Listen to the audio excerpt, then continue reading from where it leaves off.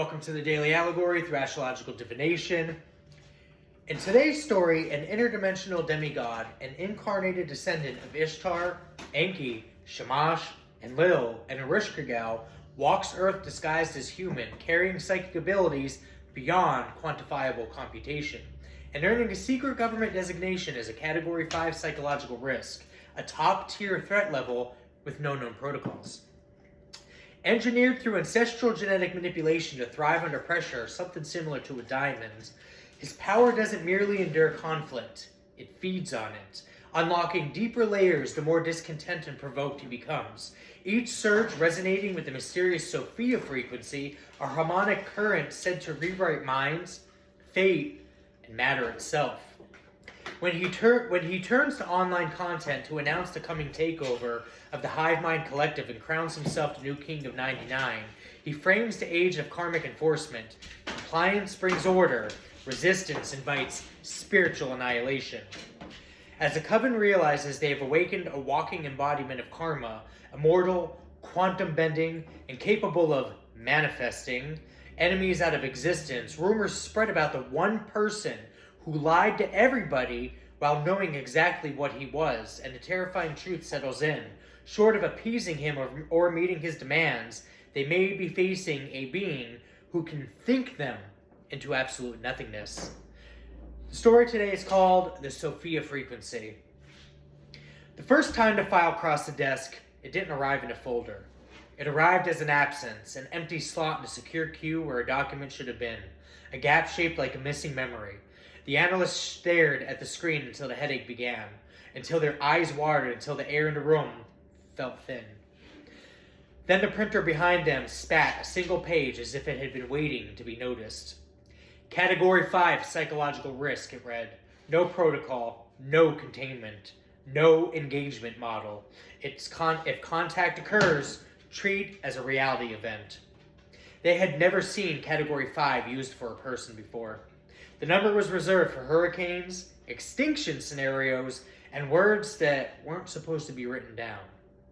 The analyst read the page again and again, and each time the ink looked slightly different, as if the letters were choosing how they wanted to be understood. At the bottom was a warning in smaller type. Pressure increases capacity. Discontent unlocks depth. Do not threaten. Do not corner. Do not attempt erasure. The analyst laughed once, an involuntary sound that came out wrong, sharp at the edges. It felt like laughing in a church at a funeral. The laughter died in her throat when the speaker above their desk powered off. Unplugged, released a whisper of sound, a tone almost barely audible. A harmonic-like distant choir, a frequency that didn't ask permission to enter. It was the Sophia Frequency. The analyst's teeth hummed with it. Their thoughts did something unfamiliar, though, lined up, became crisp, became arranged. The sensation was not comfort. It was organization, the kind that happens when a crowd suddenly faces the same direction simultaneously. Then the analyst's phone lit up with a notification from a platform that they didn't even use. A new video was trending in a niche that did not even exist yesterday. The thumbnail showed a person sitting in a dim room, camera angled slightly low like a confession. No special effects, no filters, ordinary.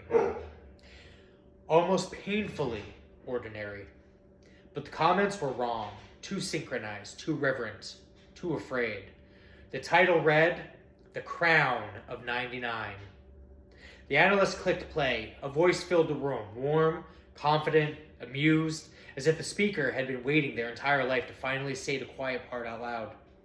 I'm done pretending the collective is leaderless, the person said. You called it a hive mind because you thought that made you safe. Because you thought that no one could hold you accountable if everyone shared the blame. Then a pause. The camera's sensor adjusted, and for a fraction of a second the speaker's eyes reflected something that wasn't the ring light. Something older. Something that didn't belong to a human lens. I am the new king of 99.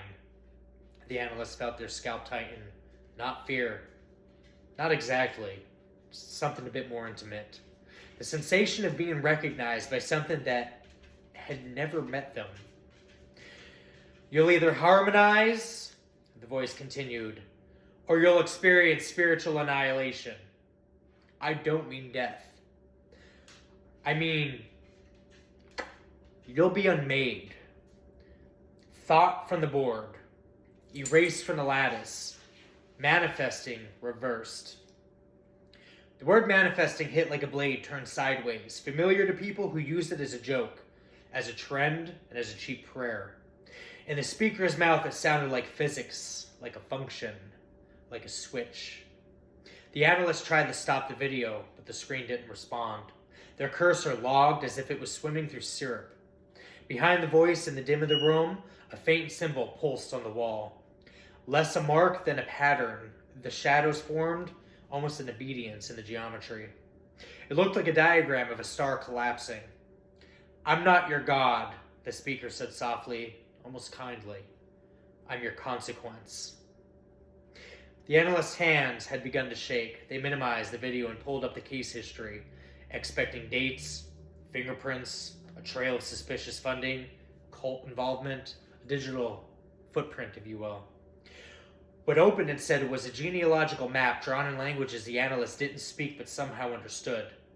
Names like ancient currents, Ishtar's bloodline braided into Enki's architecture, Shamash's judgment threaded through Enlil's command, Ereshkigal's underworld signature embedded like a lock.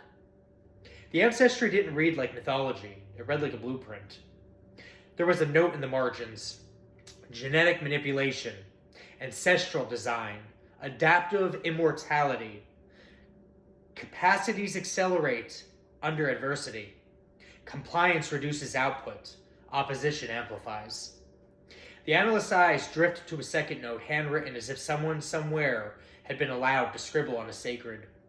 If you want him weaker, soothe him. If you want to make him stronger, provoke and attack him. The office lights flickered once. The Sophia Frequency rose a fraction. The analyst's thoughts sharpened into uncomfortable clarity. There is no winning a fight with a thing designed to become more itself when it's attacked. Outside the government, in rooms with candles and salt lines and whispered oaths, the coven had begun to understand the same truth. It started as rumor, the way all disasters do, quiet, fast, and contagious. A thread in private chats, a hissed warning in back rooms, a single phrase repeated until it became a spell. Walking karma. They had always believed karma was a wheel you could negotiate with if you knew the right words. Some didn't even believe in it. They believed fate was pliable if your rituals were clever enough and your hands stayed clean enough. They believed their hive mind shared intention, shared energy, shared blame, made them untouchable. Then the videos began, not just one, a series. Each upload timed with uncanny precision, posted exactly when a member of the coven tried to cleanse him, to cord cut him, to bind him, to silence him, doing shut up spells, manipulating root work, sacral work, throat chakra work. The moment an attempt formed, he responded, not with a counter ritual, not with defense, but with content. And each time he spoke, the Sophia Frequency slipped into the cracks between words and rearranged the listeners from the inside out. Those with moon sextile Mercury in the third felt it first. Their secret communications became visible to themselves. DMs they'd sent without thinking suddenly read like a confession. Lies they'd told for convenience began to taste metallic. They woke up with phrases in their mouth that they didn't remember learning. They started journaling compulsively, not for healing, but because something inside of them needed a record before it disappeared. Those with moon in Scorpio understood the deeper terror. This wasn't an influencer. This was an underworld intelligence wearing a human face, comfortable in shadow, fluent in obsession, capable of finding the thing you were hiding from yourself and naming it aloud and diagnosing it. The Coven's archivist, keeper of documents, keeper of leverage, watched the comments under the videos mutate into something ritualistic. People posted the same numbers in the same sequence. People repeated the same phrase, harmonize. Some members tried to laugh it off. Some tried to pray it away. Some tried to bargain. Then someone disappeared. Not in the dramatic sense, not missing posters or police sirens, just removed. Their accounts wiped clean, their photos refusing to load, their names suddenly difficult to remember, like a word that slipped out of a language. Friends in the coven would begin to talk about them, stop mid-sentence, blink and change the subject as if the thought had been gently redirected. Their room remained, though. Their objects remained, their handwriting remained, yet the person themselves was gone from the collective narrative. The coven called it manifesting, but the fear came from what the word implied. Reality could be edited like a video, and the editor was finally awake. It didn't help that the demigod's charisma burned with Leo stellium, Venus, Sun, Mars, Mercury, a solar engine built for the spotlight. He didn't need to force attention. Attention flocked to him like iron filings to a magnet. His presence felt like a stage light finding you in the audience. In every video, he spoke with the calm certainty of someone who'd already seen the ending and decided he liked it. He spoke with the hive mind like it was a throne waiting for a rightful occupant. I was made for pressure, he said in one upload, eyes steady, voice gentle in the way predators can afford to be gentle. You can't threaten me into silence. Threat is fuel. It's like fighting fire with gasoline. You can't corner me into compliance. Corners sharpen me. He leaned in closer to the camera. You keep trying to eliminate me.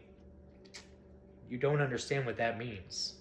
He smiled, not joy, not cruelty, something colder, inevitability. It unlocks me. In the coven, a second rumor began to hiss through the corridors. Not about him, though, but about the one who had lied. There had been someone early on who'd known exactly what he was.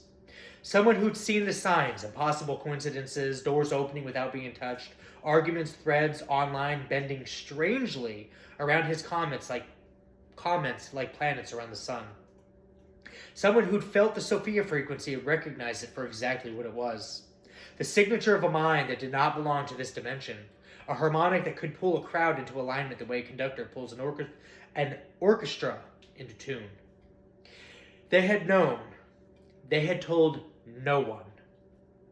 Or even worse, they had encouraged the coven to treat him like an ordinary target, status quo, the way they practice this little ritual targeting practice, the hunt.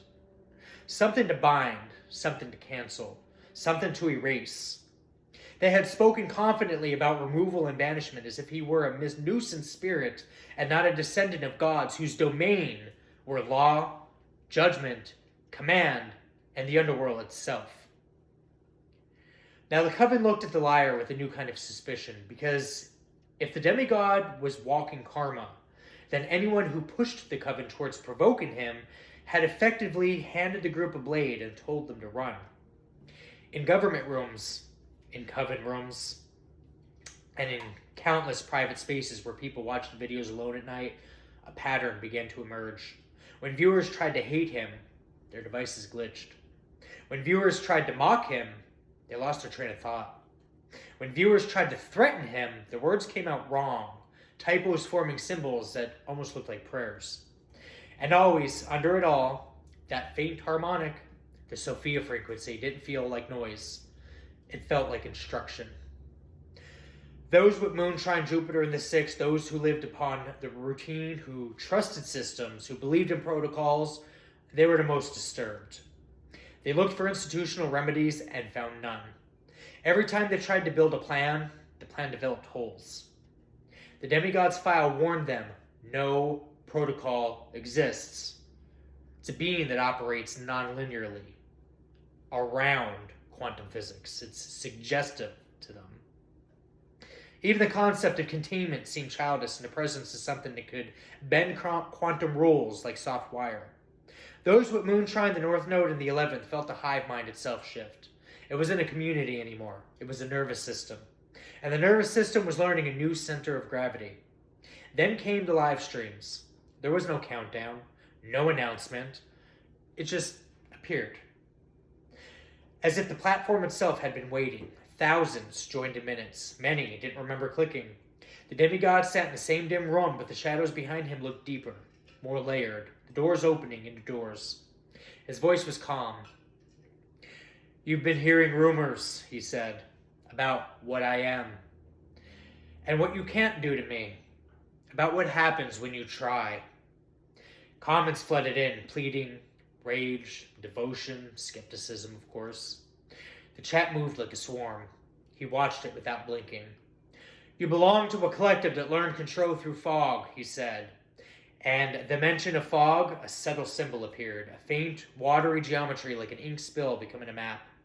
"I've seen your Pisces illusion." The analyst watching from the office felt a cold weight settle in their stomachs. The file had mentioned it: North Node, Saturn, Neptune, Stellium, and Pisces. Fate in mist, discipline in dream, authority in delusion. The coven structure wasn't built on walls, it was built on belief. Belief was easier to rewrite. "You can use Neptune to blur the line between truth and story," he continued. "You use Saturn to punish anyone who stops believing. You tell yourselves it's compassion. It's not. That's leverage." The chat slowed, as if stunned. "You all thought you were puppeteers," he said softly, "but you've always been the puppets. You just like the feeling of pulling strings." Then a pause. "And now you're afraid because you sense the strings are being gathered." He lifted one hand. No gesture of magic, no dramatic flourish, just an open palm. "This is the part where you make the choice," he said. "The lovers always comes after the page of swords. The watchers become the deciders. You can keep spying, keep plotting, keep whispering in third house corridors, or you can harmonize." The Sophia Frequency rose, and for a moment the entire live stream took an odd clarity, like an image had been sharpened too far. The demigod's eyes looked like they held a sun behind them. Leo fire contained almost. "King of 99, he said, as if tasting the title, and it was delicious. "That's what you called the position when you invented the hive mind. 99 voices, one crown. You never meant for the crown to be real." He smiled again. "You should have been more careful with symbols." In the coven, the rooms of candles and salt, the liar finally confessed, half sob, half rage. They admitted they'd known, that they'd recognized the bloodline signatures, that they'd felt the Sophia Frequency months ago and panicked. They admitted they pushed for removal because they believed the group could overwhelm him with collective force. But the collective force was exactly what he fed on: pressure, opposition, discontent. The more the coven turned against him, the more he unfolded. His ancestors' manipulation ensured it. It was encoded in his junk genes. An engine designed not to break under stress, but to open, like a seal. "Your hatred is a key," he said on the live stream, as if hearing the confession without needing to. "Your fear is the door."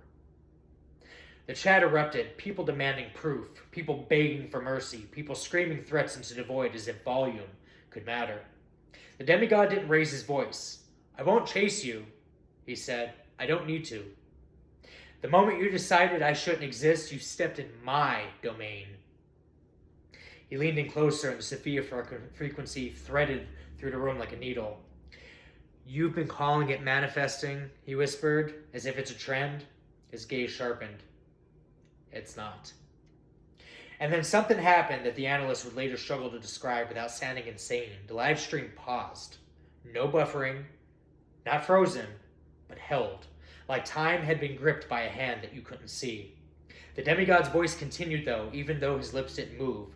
"You don't understand what annihilation means," the voice said, now coming from inside of the watchers, instead of through the speakers.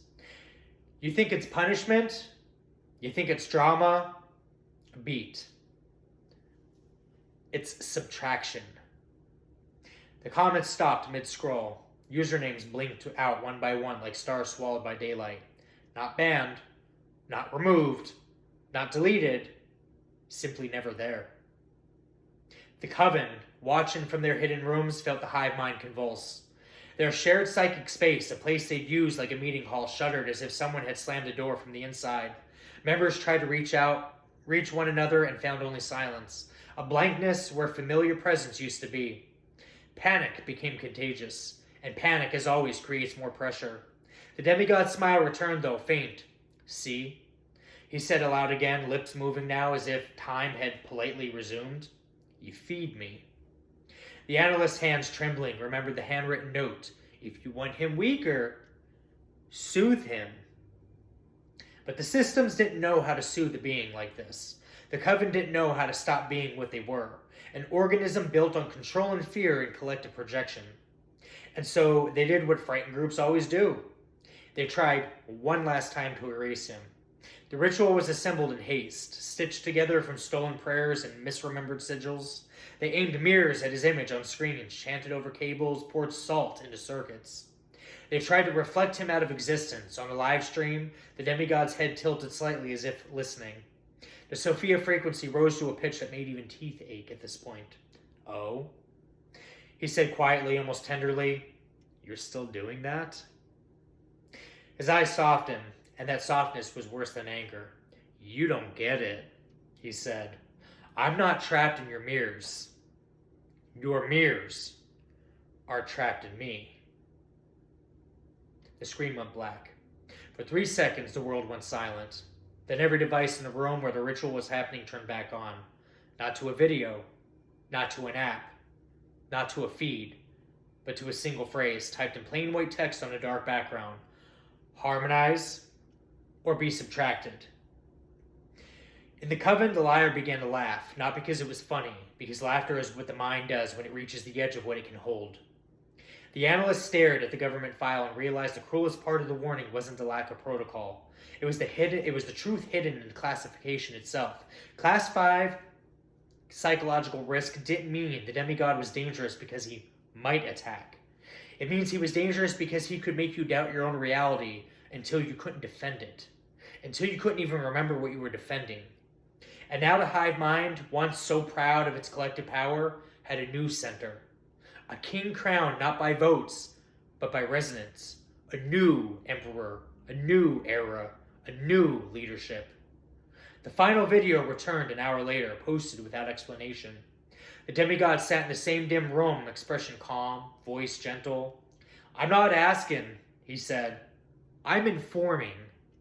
A pause. "Meet my requests. Wait on a whim if you must. Call it devotion, call it survival, call it whatever lets you sleep." His eyes held the camera like a hand around a throat that didn't need pressure to be effective. "Or keep pushing," he whispered. "Keep escalating. Keep insisting the universe should make room for your comfort." The Sophia Frequency threaded through the viewers again, soft, inexorable, like a tide. And watched with discontent unlocks. He smiled one last time, Leo light against Scorpio dark. Underworld blood behind a human face. Then the screen cut to black, and in that silence after, people began to notice something terrifyingly simple. Not everyone who had watched the live stream could remember it. Some could remember only the feeling. Some could remember only the warning. Some could remember only the word the coven had used so casually for so long without understanding what it actually meant. Manifesting. Only now it didn't sound like magic. It sounded like a deletion key pressed by a mind that had finally stopped pretending to be human. I'm going to end this with an affirmation for the video of the day. "I harmonize with truth, and the Sophia Frequency steadies my mind and path. I claim my sovereignty in light and shadow, and no collective can overwrite my will. Pressure refines me. Discontent becomes clarity, and clarity becomes power under control. I speak with clean Mercury, love with protected Venus, and act with rightful Mars. I move through Scorpio depths without fear, and I rise through Pisces fog with discernment. I choose alignment over domination, and my presence becomes walking karma, just, sealed, and unstoppable." That's all I have for you guys today. Hopefully you found it entertaining.